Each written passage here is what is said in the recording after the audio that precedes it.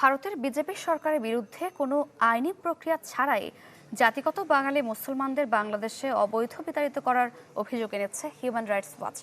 এই ঘটনায় উদ্বেগ জানিয়েছে সংগঠনটি। বিশ্লেষকরা বলছেন, বিষয়টি নিয়ে আওয়াজ তুলতে হবে আন্তর্জাতিক মহলে। কালার এক্সপার্ট ডার্ক স্যাপ এবং মাইল্ড অন হ্যান্ডস টেকনোলজি সমৃদ্ধ অরিক্স অ্যাডভান্স ডিটারজেন্ট পাউডার আপনার লন্ড্রি এক্সপার্ট।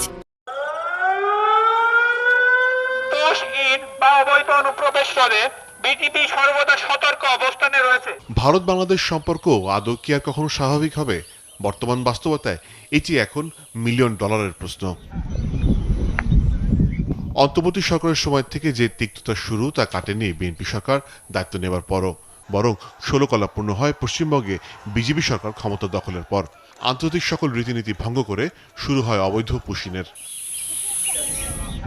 এবার বিষয়টি নিয়ে চরম উদ্বেগ জানিয়েছে আন্তর্জাতিক মানবাধিকার সংগঠন HRW।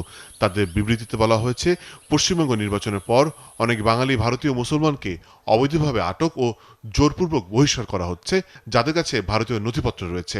সংস্থাটি বলছে, বিজেপি সরকার দায়িত্ব নেবার পর প্রায় 5000 মানুষের ক্ষেত্রে এমনটা হয়েছে। বিষয়টি নিয়ে আন্তর্জাতিক মহলে বাংলাদেশকে আওয়াজ তোলার পরামর্শ বিশ্লেষকদের। তাদের প্রশ্ন, ভারত অভ্যন্তরীণ রাজনীতি বলি কেন হবে বাংলাদেশ?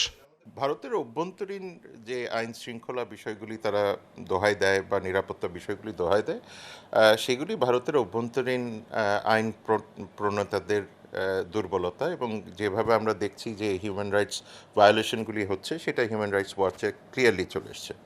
এবং এই কথাটা বাংলাদেশ থেকে বারবার বলা হচ্ছে, এবং আমার ধারণা যে দ্বিপাক্ষিক বৈঠক যেগুলি হয়েছে বর্ডার গার্ড লেভেলে বা অন্যান্য লেভেলে, সেইখানে এই হিউম্যান রাইটসের ইস্যুটা ক্লিয়ারলি এসছে। সুতরাং ভারত যখন তার অভ্যন্তরীণ নিরাপত্তাকে এক্সটার্নালাইজ করছে, সেটা এফেক্ট স্বাভাবিকভাবে বাংলাদেশের উপরে এসছে। এবং এই যে গ্রেভ হিউম্যান রাইটস ভায়োলেশন, আমার কাছে যেটা মনে হয়, এটা আমি বারবারও বলেছি যে বাংলাদেশ ভারত দ্বিপাক্ষিক আলোচনার মাধ্যমে যেহেতু এটাকে সুরাহা করা যাচ্ছে না, সেটার আন্তর্জাতিক একটা সলিউশনে যাওয়া উচিত। Bharat international covenant for civil রাইটসের আন্ডারে তার অব্লিগেশন আছে, বাংলাদেশেরও অব্লিগেশন আছে। সুতরাং এই বিষয়টাকে যত তাড়াতাড়ি আমরা আন্তর্জাতিকীকরণ করতে পারি, কারণ এখানে গত 50 বছরে দ্বিপাক্ষিকভাবে তো প্রবলেমটাকে সলিউশন করা যায়নি।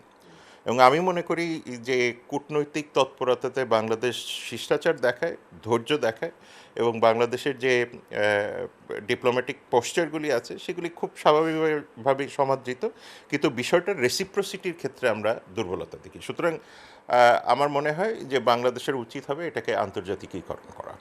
এরই মধ্যে দিল্লিকে একাধিকবার কূটনৈতিক পত্র ও প্রতিবাদ দিয়েছে ঢাকা, যদিও বিষয়টি আমলে নেওয়া হয়নি। মোর্শেদ হাসিব, চ্যানেল 24, ঢাকা।